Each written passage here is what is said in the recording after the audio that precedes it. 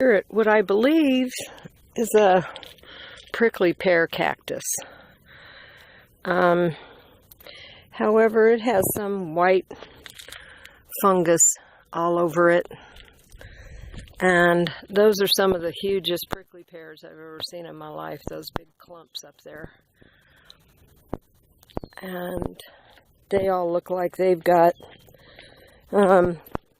whatever this is on them, because it's everywhere. It's like, almost reminds me of barnacles or something. And obviously I'm not going to touch it. I'm not going to go down there either. That's another side of a water overflow. Some of that looks almost fresh.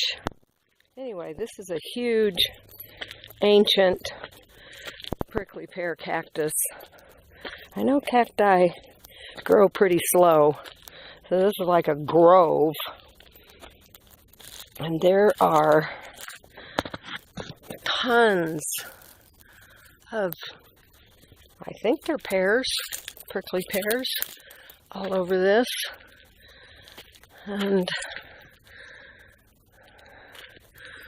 some nasty growth all over it. I guess it's doing its best to survive. And look at that. It just looks like barnacles, doesn't it? It reminds me of what you see on a whale or something like that. Huh. Yeah, well, being in the middle of this chemical-laden grapefruit orchard, where so much stuff, and this is over here where stuff runs off. And I guess it was already so old, so well established, that it's still here in big force. It's what, 8 feet tall in some spots, it looks like. Look at how ancient that trunk is down there. Lots of prickly pears. When I was in Sedona, wow, it goes way down there too. Huge. This is huge. When I was in Sedona, they grow all over the hillside too, and I learned about, from the internet, I learned about how to pluck them off the tree. There's some really big ones right there. Pluck them off, not the tree, pluck them off the bush, the cacti. I don't know what you call the growth. Look at that. Cacti called bushes. This looks pretty healthy down here. It looks like it hasn't made it over to this far. Maybe because it gets more water, so it's not susceptible so much to the chemicals down here at this end, because it's right along the side of these grapefruit trees. It's not on the edge of the road like that, so this white stuff is very minimal at this side. These are huge, and the leaves, I don't know, are they called leaves? They look like paddles to me. Look at the size of that. It's beautiful. It's thick and huge and happy, and most of them are over here. They're really thick and huge, full of water. A lot of people eat these.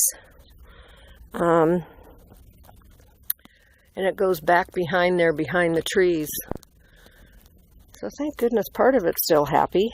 The rest of it down there, I guess that's what it is. It's very thirsty as well, because all of those little protrusions are very thin, just like a human.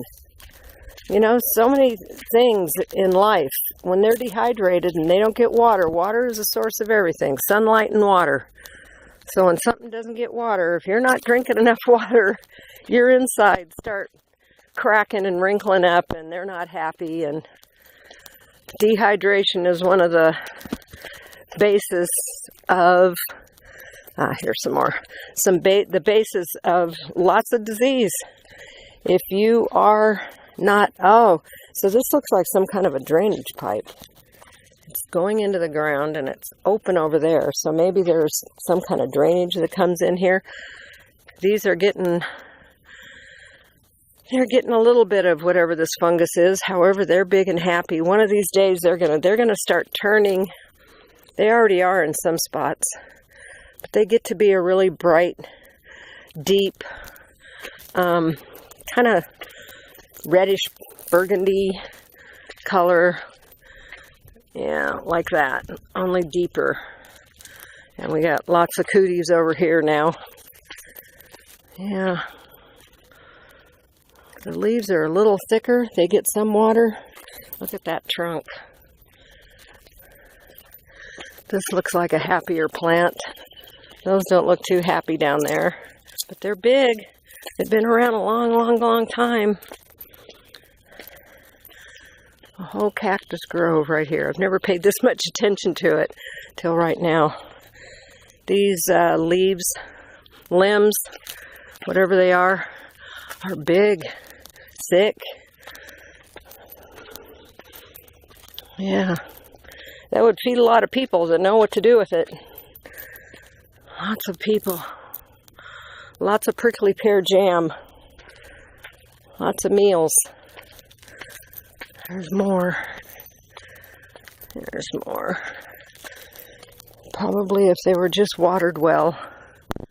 We're not well, but got enough water, it could maybe kill off all that stuff. Wow, look at all of these. Holy mackerel. I miss the blossoming of them because they all already had their buds. That's what's at the very top of each one of these prickly pears. There's one. There's a bud right there. Must have been beautiful when they were in bloom. They're still pretty beautiful. Very interesting. But boy, are they dangerous. Look at the size of that limb.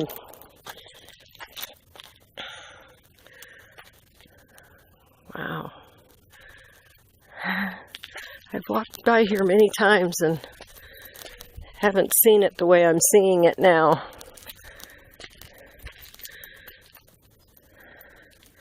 Probably I don't usually linger in this area for too long since I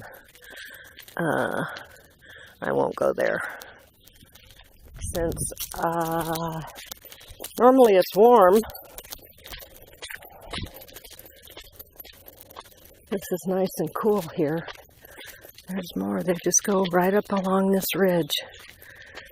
Somebody had the foresight to not chop them all down.